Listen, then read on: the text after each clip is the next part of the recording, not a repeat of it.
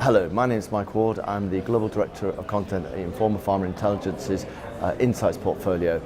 I'm here in San Francisco at the Biotech Showcase meeting, where biotech companies, pharmaceutical companies and investors all get together to have discussions, to forge deals, look for investment opportunities, etc.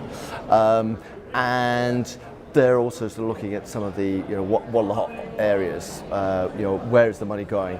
One of the areas obviously these days is in the immunotherapy space, but there are others that are also becoming more prominent. And one of those, in fact, we're hearing a lot, is where companies want to build a position in orphan drugs. I'm joined by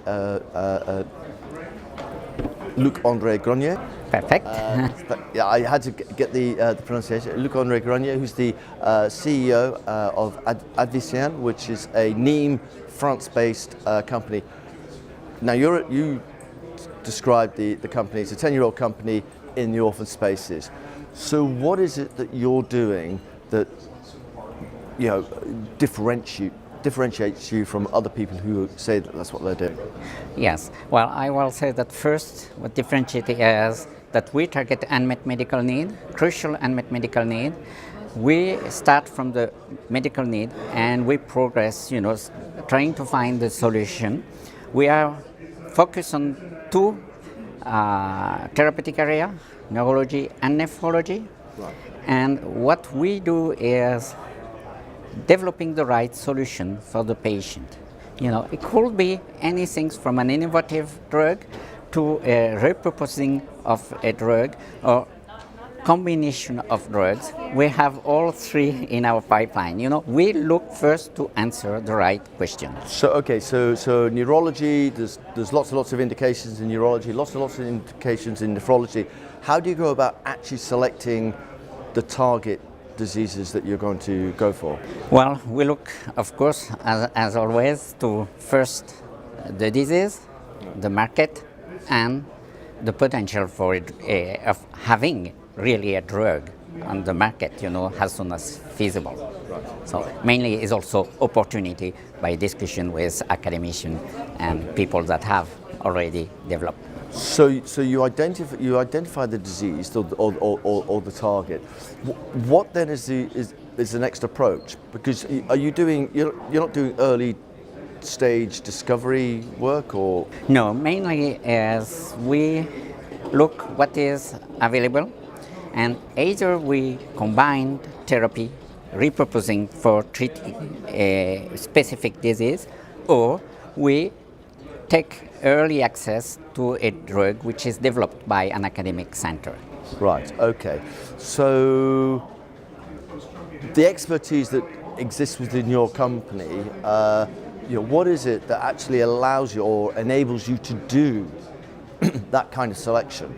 Yes, we are mainly a group of people which have long track of record in the pharmaceutical industry, and we have all the expertise. We have people in CMC, we have people in clinical development, we have people in marketing, and all these people, can put all the elements together to be sure that we will answer the right problem, medically speaking, but we will bring also the right solution, and more importantly, that we will be able to market it and to have a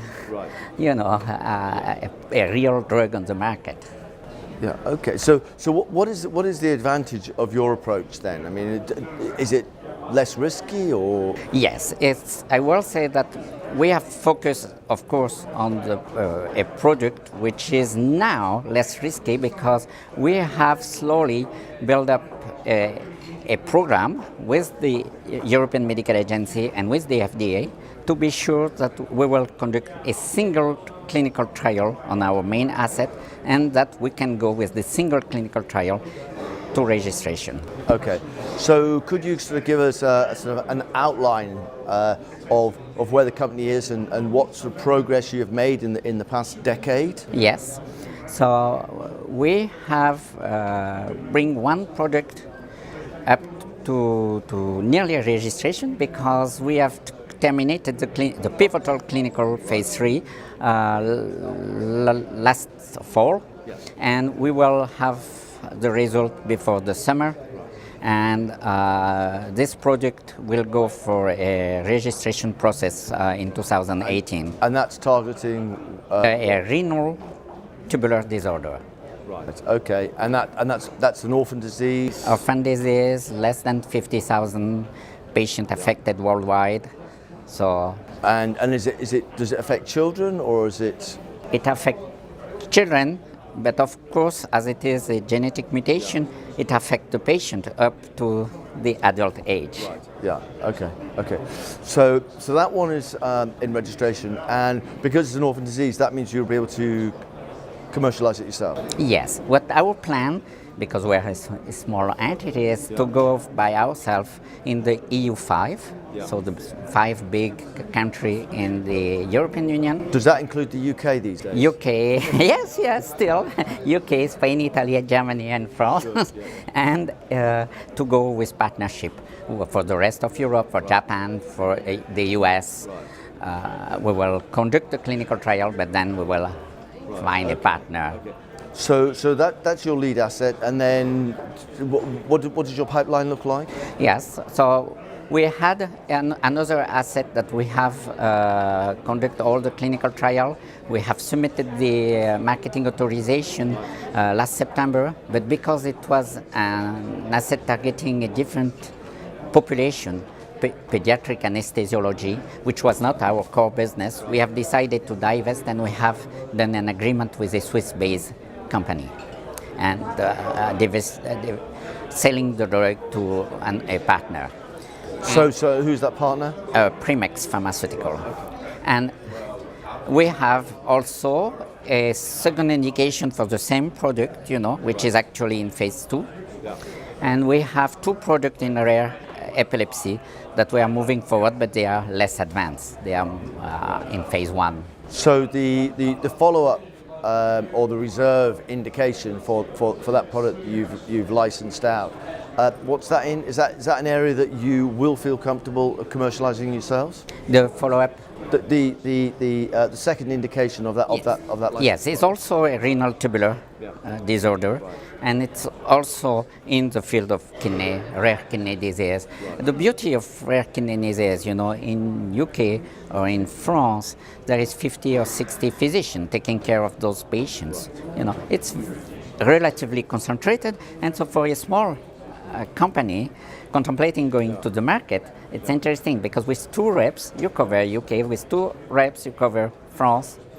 It's. So, do you have the financial wherewithal to be able to execute this plan? Yes, of course, we always need more cash. As I have told you, we have sold out a product early this year, so it had bring cash.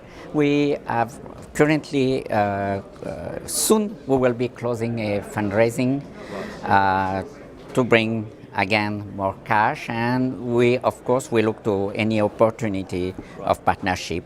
And that fundraising, the sort of sources of that is what? Venture capitalists. Right, VCs, yeah. And could you say how much money you're looking to raise, or? Well, globally, to do what we want to do, which is first bring to the registration and to market in the first indication the product. To start to finalize the interaction with the FDA and conduct the clinical trial in the US for the same indication, and to conduct clinical trial in Europe for the second indication, plus to advance our pipeline, we are looking for, in the next 2 years, to raise 40 million euro. Right. Okay. So one of the reasons why you're at this meeting is to meet potential investors. Yes. And are you also looking to sort of find partners for those ex EU5? Yes. In ex EU5, Japanese, American company. This is a great opportunity to meet nearly everybody. Company, investors. So it's a good week. It's a good week. Very busy, a lot of meetings, but for us it's very important because. So, well, Luc-André, thanks very much for stopping by and telling us about the story. Thank you very much.